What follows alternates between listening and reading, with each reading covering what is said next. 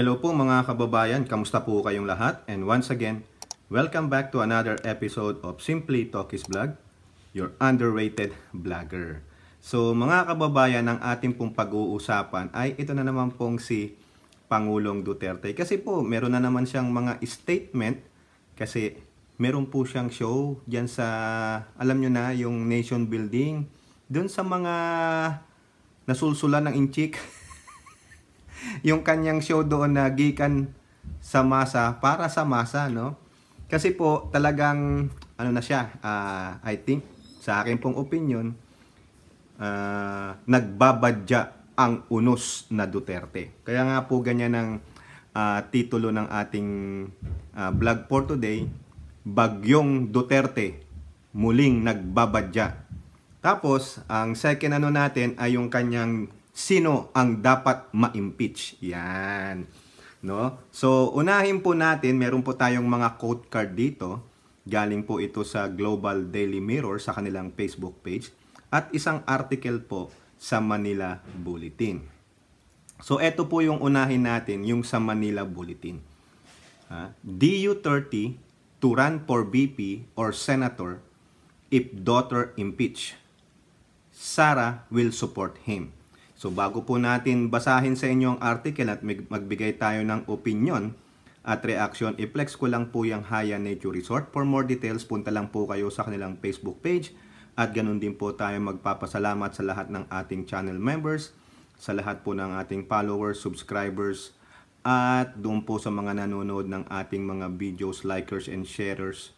Maraming salamat po ulit sa inyong lahat and may God bless you all. At ganun na rin po, no, isingit ko lang. Maraming salamat po sa lahat ng inyong positive comments. No? Mas natatabunan yung mga negative comments kasi hino-hold ni YouTube. So marami po nagko-compliment sa atin, marami pong sumusuporta sa atin, no? At maraming salamat po sa inyo. Once again, God bless you all. So eto po, no, mga kababayan, bakit natin nasabing Bagyong Duterte nagbabadyang unos o nagbabadyang bumalik? Ayan. Kasi yan po sa title, oh. Tingnan nyo naman yung article ng Manila Bulletin. DU30 to run for VP or Senator if daughter impeach. Yan. Kumbaga sinasabi niya, babalik ako sa politika pag inimpeach nyo ang aking kauna-una na anak na babae. Kasi dalawa anak niya babae. Ang gulo mo to. Ito talaga naman, di ba? Yung isa, bata pa yata yun, si Miss Kitty Duterte. No? Correct me if I'm wrong. Now, babasahin natin itong nandito sa Global Daily Mirror. O, ayan ha. Ito po, sabi niya. Yung quote card. Pag ginawa ninyo yan, babalik ako sa politika. Ano yung pag ginawa nila? Pag inimpeach po ng Congress ang kanyang kauna-unahang anak na babae. So, sino po ba yung Congress? Yung sa Senate at sa House of Representatives. It's either I run for Senator o I will run for Vice President.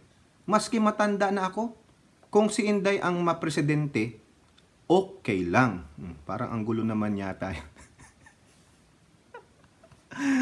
Pag magdating yan, buhay pa ako, sabi niya ha.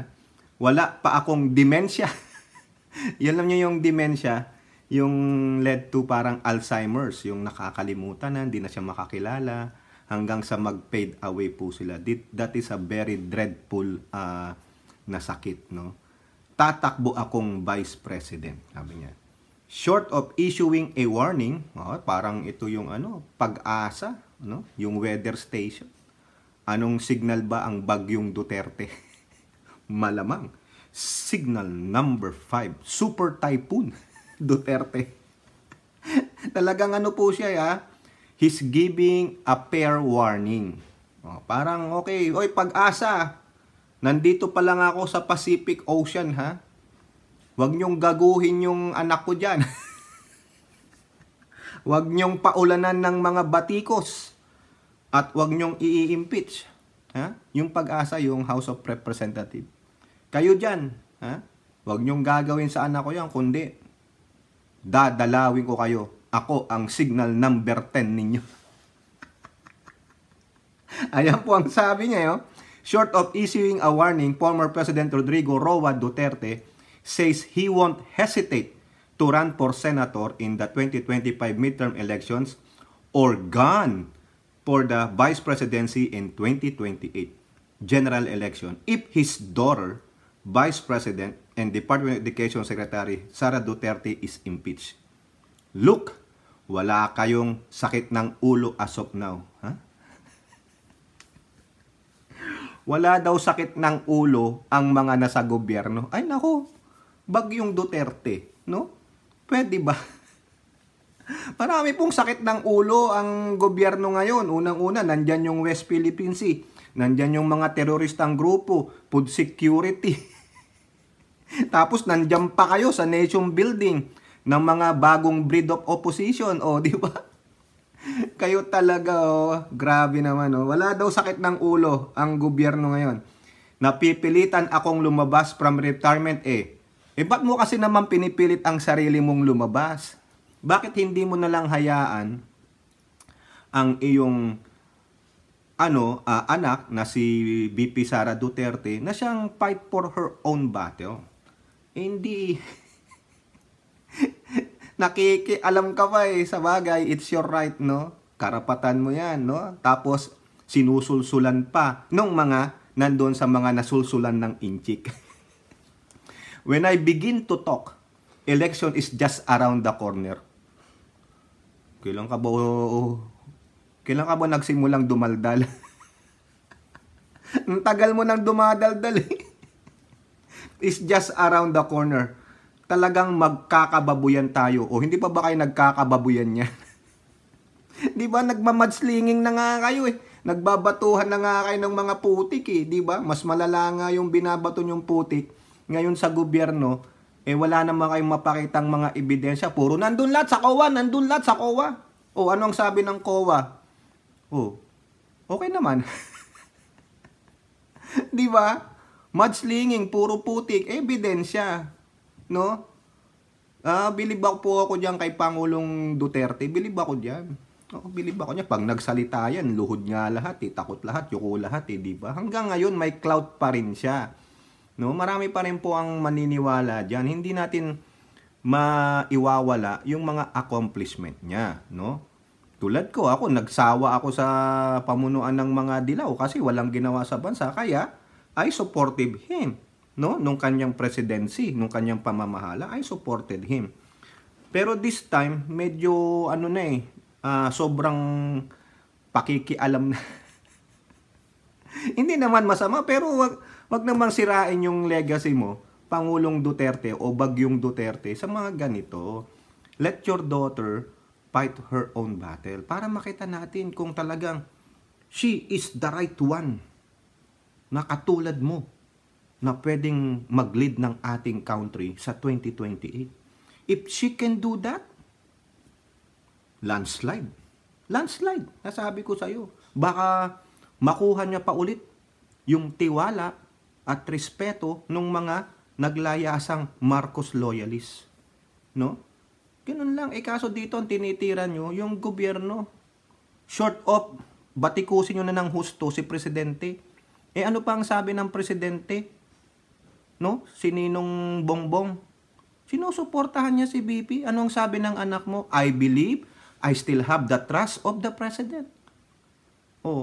Di po ba? At yung sinasabi nyong si Speaker, ang may kinalaman dyan sa impeachment, sigurado ba kayo? Sinabi niya rin naman. Nagbigay na siya ng statement pero hindi nyo pinaniniwalaan. Di ba unfair naman kayo? O para maging fair, ilabas nyo po yung ebidensya na si Martin, unang-una nagkahoots dyan sa Makabayang Block. Pag napatunayan nyo po yan, ay ako ang unang babatikos dyan kay Martin kasi hate na hate ko po ang Makabayang Block. I hate them. Hindi ko tahasan kong sinasabi, hindi lang I don't like them. I hate them. O remember, hate is the strong word. Di po ba? O hate is a strong word. Talagang maximum level of yun. I don't really like you. Or get away from me. O get out. Ganon.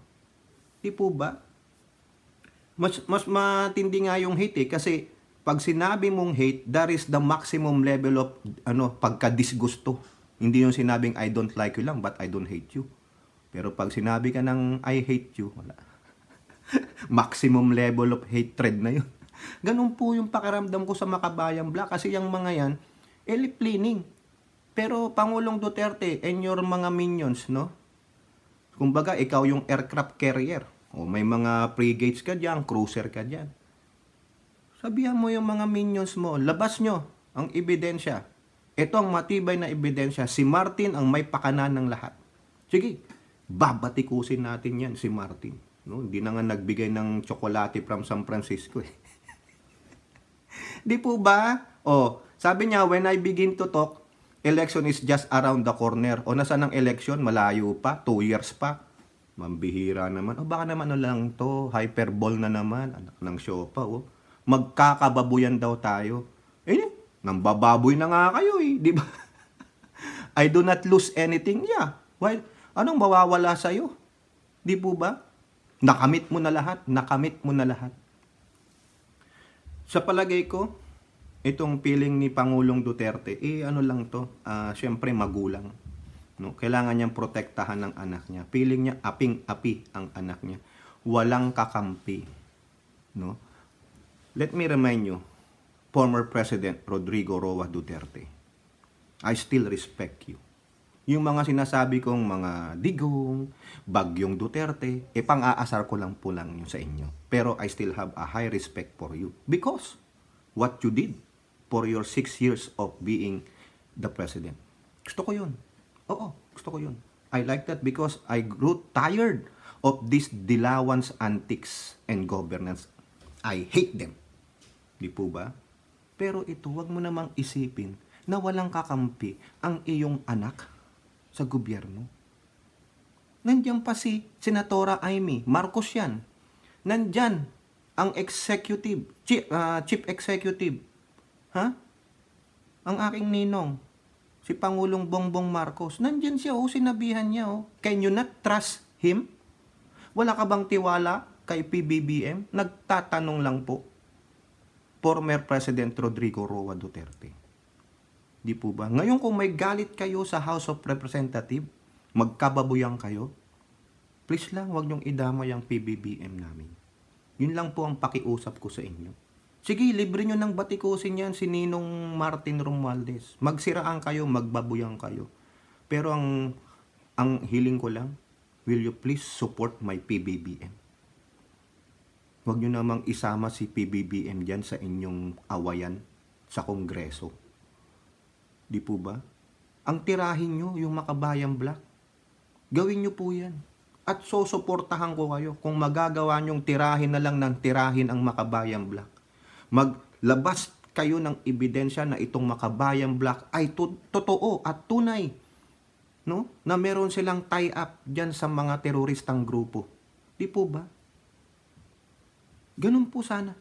Ako lang sa akin lang pong opinion Wag naman po sanang magalit yung mga minions ninyo sa akin, yung mga followers ninyo.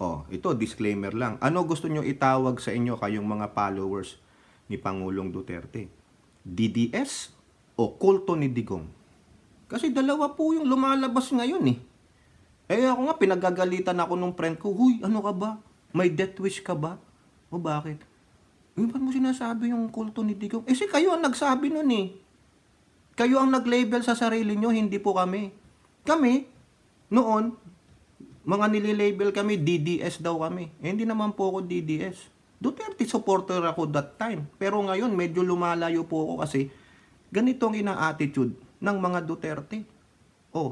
Sinisiraan nyo ang PBBM ko ano gagawin ko? Pro-admin po ako. Si Sara nasa admin. Tapos sisiraan nyo ang PBBM ko. Sinong PBBM? Hindi pwede naman yun. No, Marcos supporter po ako.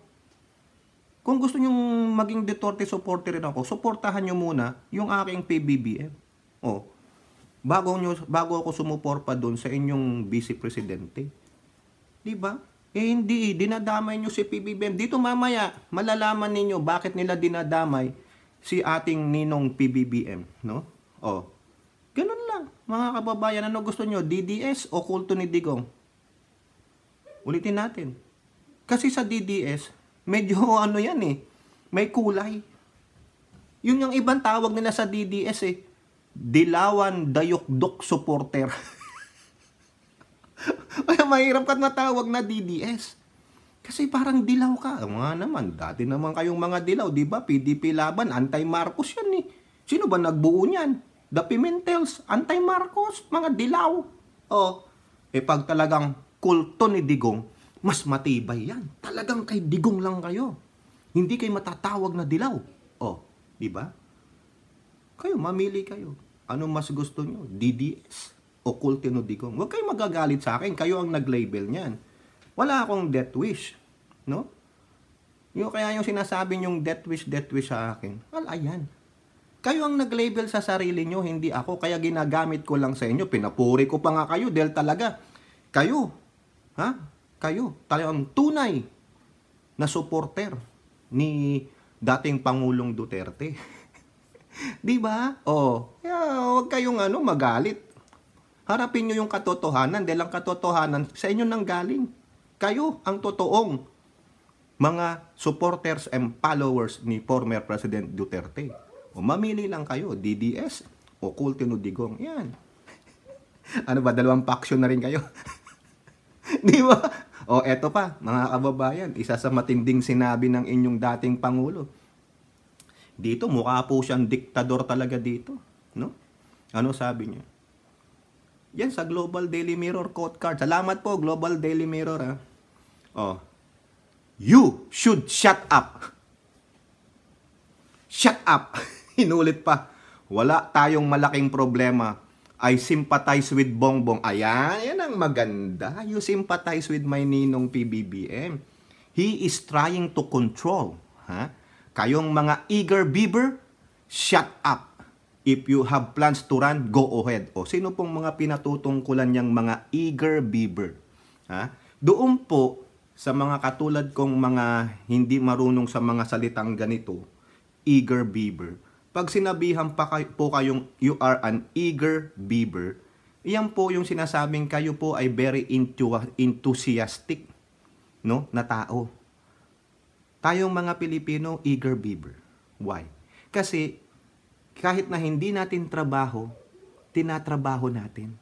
We are going an extra mile to do such thing na hindi naman tayo pinagsasabihan. Yun po yun. You are very enthusiastic person who works very hard. Ganun po tayong mga Pilipino, lalo na pag nasa ibang bansa ka.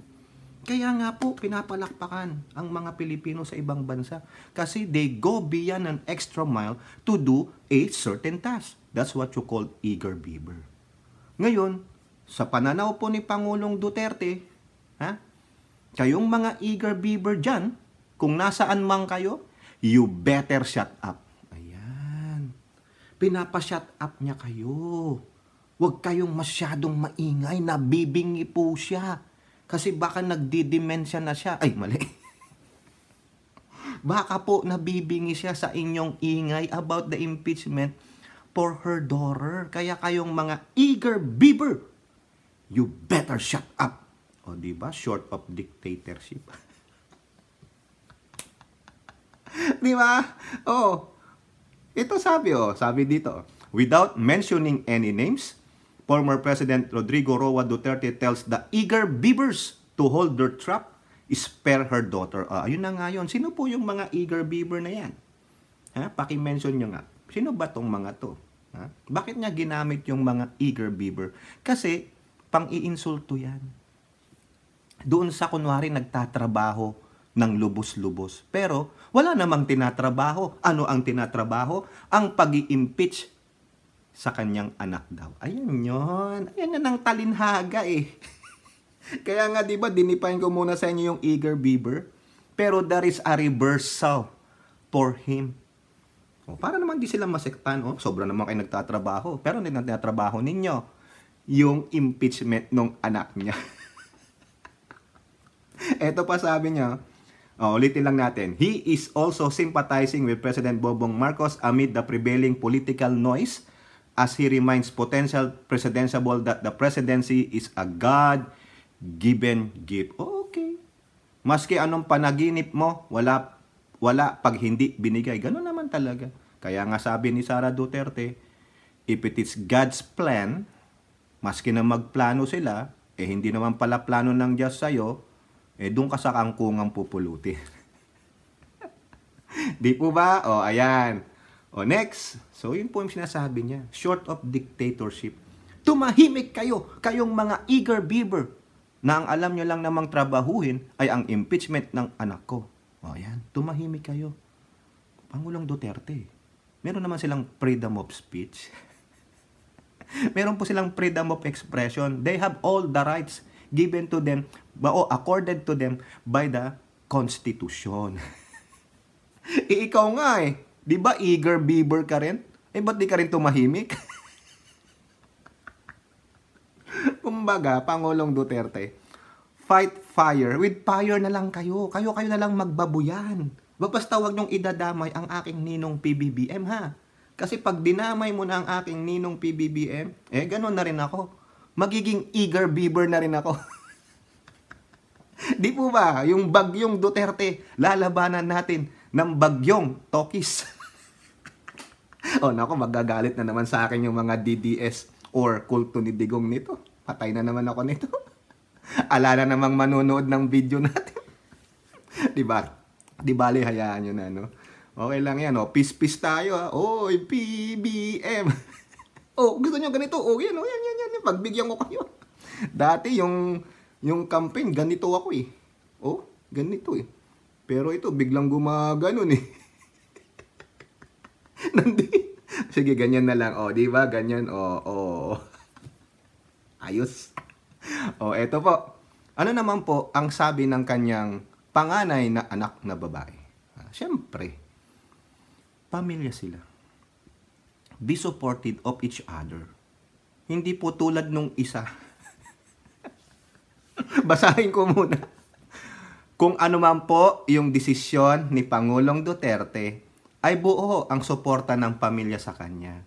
Just like kung ano man yung mga desisyon namin na mga anak niya regarding sa politika, buo din yung suporta ng pamilya sa amin. Yun po yung sabi ni BP Sara Duterte.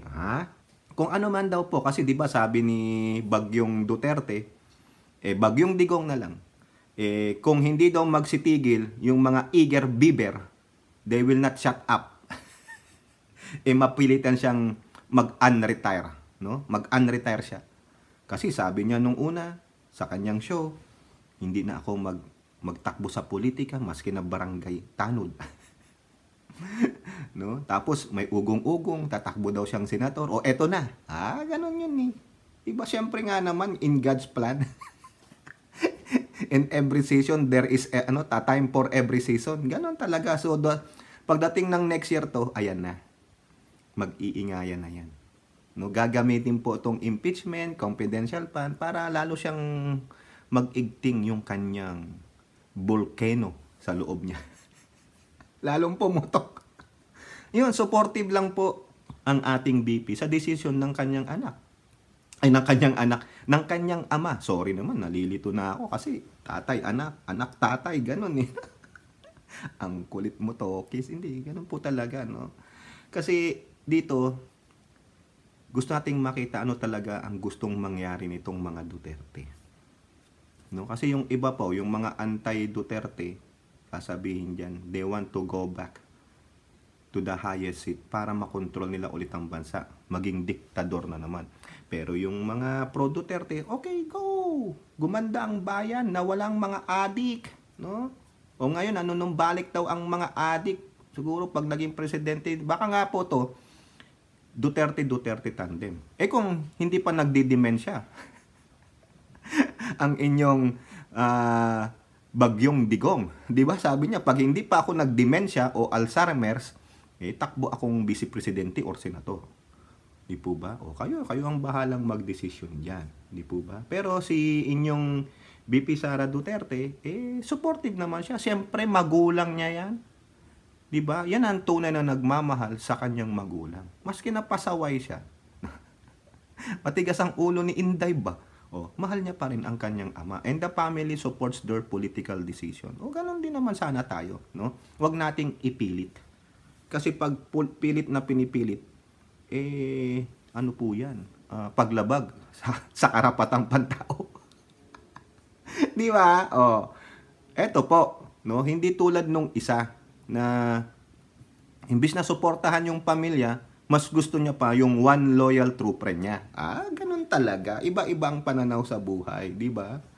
Ngayon, mga kababayan, eto, hindi na natin to pahahabain pa. Bakit nasabi natin sino ang dapat na ma-impeach?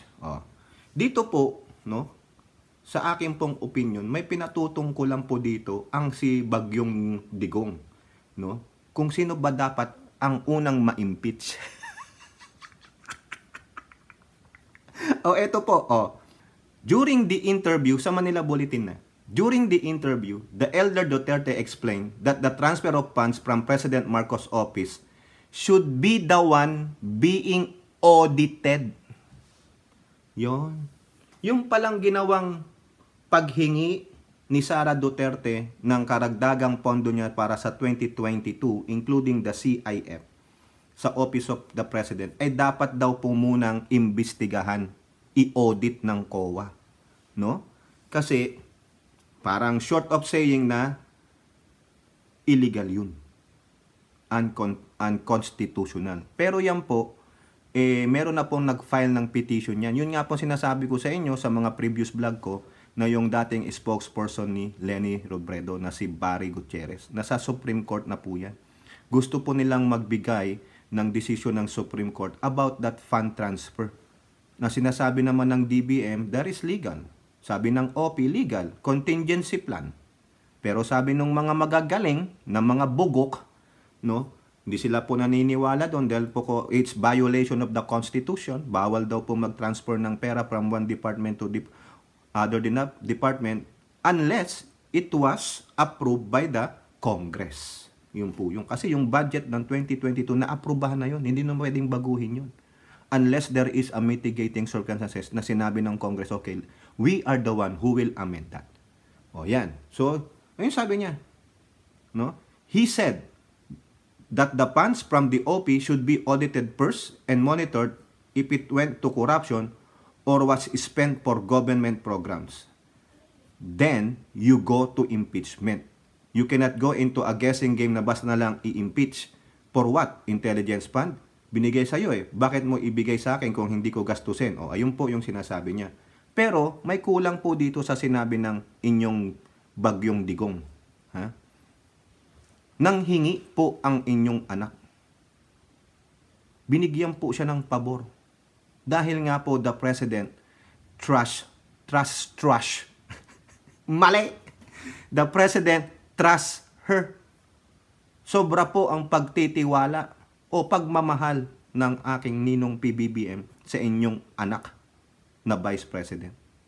Ngayon, tinitira nyo ang OP. Kasama naman po yung OP doon sa petisyon ng mga bugok na nag-file nun sa Supreme Court. So, okay, granting. Kung magdesisyon ng SC na bawal yon o illegal o dilalakad ang impeachment because of the violation of Constitution. Sabit doon ng OP. Mababiolate, di ba? Yung ba gusto nyo mangyari? Ang presidente lang ang ma-impeach? Hindi, sabit din ng anak mo. Dahil dalawang opisina yan. Yan po ang gusto ng mga makakaliwang grupo. Bakit nyo ngayon tinitira tong OP? Di po ba? Nagmagandang loob ang OP. Sinabi ng DBM, sinabi ng Office of the President, legal yan, tama yan. Sino ba nagsabi nun? Lucas Bersamin, si Pangandaman ng DBM. Di po ba? Pero for transparency sake, for constitutional rights nung mga nag-file niyan, ayan, dumadaan sila sa tamang pamamaraan. Di po ba? Bakit kailangan pang i-audit yung OP? Tingnan nyo po ito. Anong sabi nila Angara at Subiri sa Inquirer? Detailed CIF.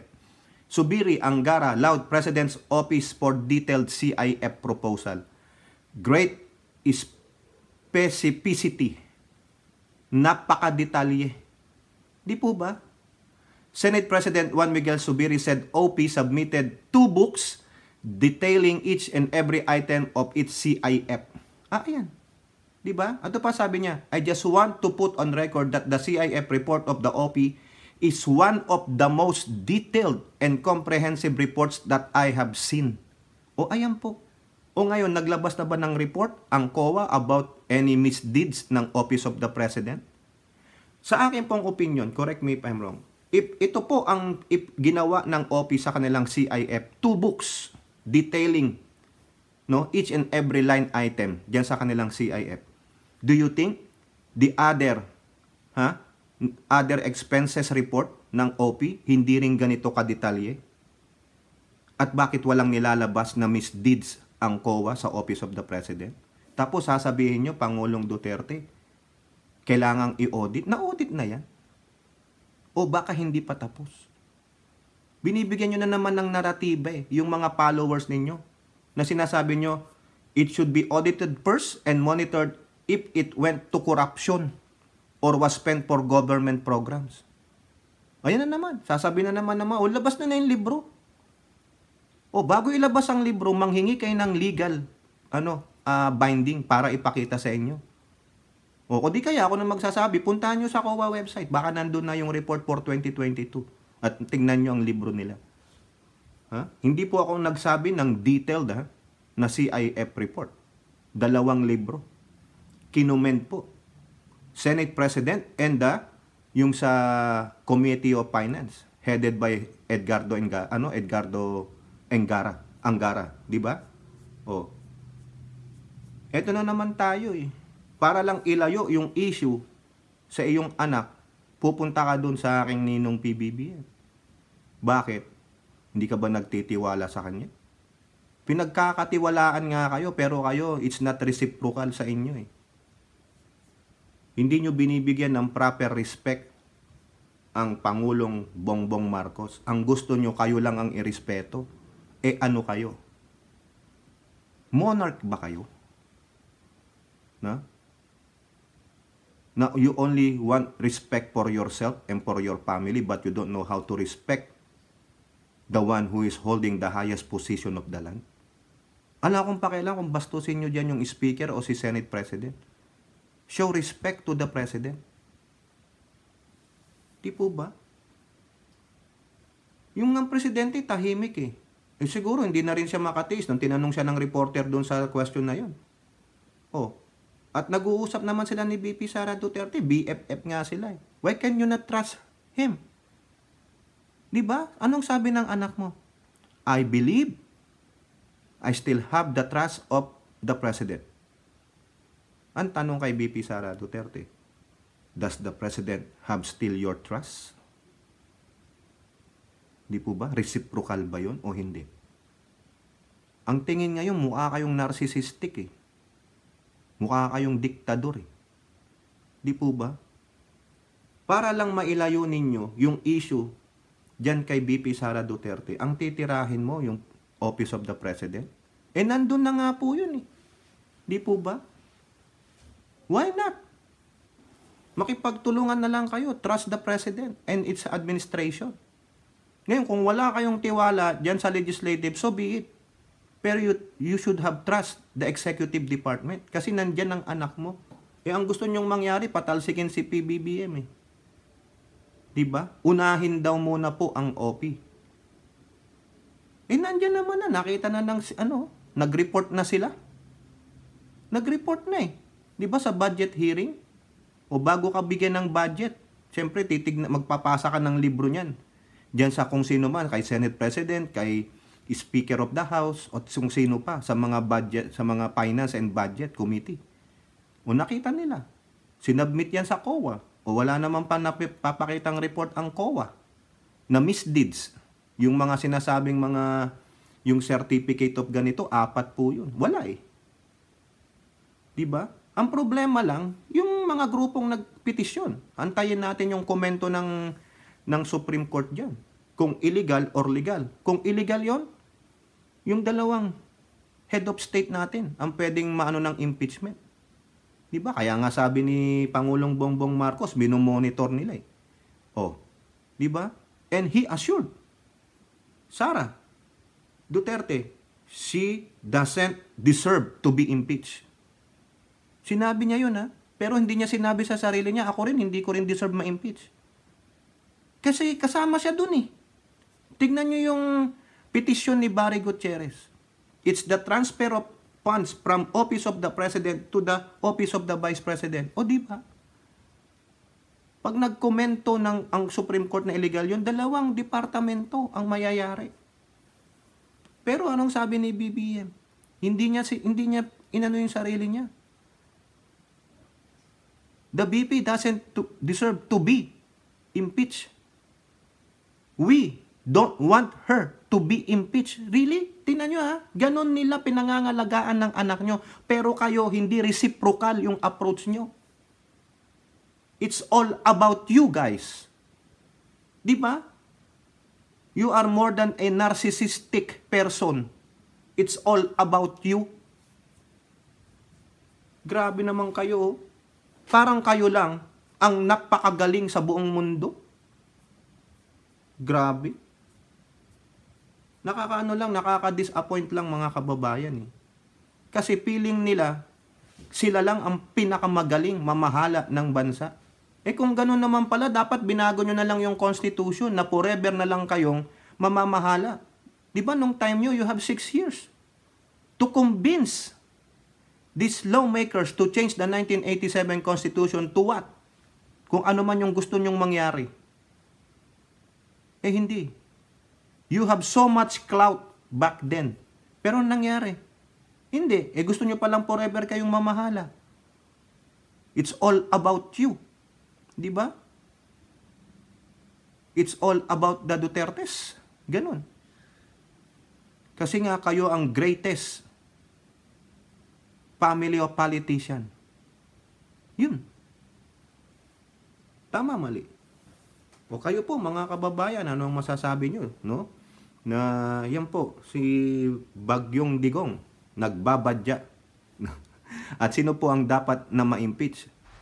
Ang presidente o ang vice presidente? Comment down below and don't forget to like and share. Hope to see you on the next videos. Bye-bye. God bless.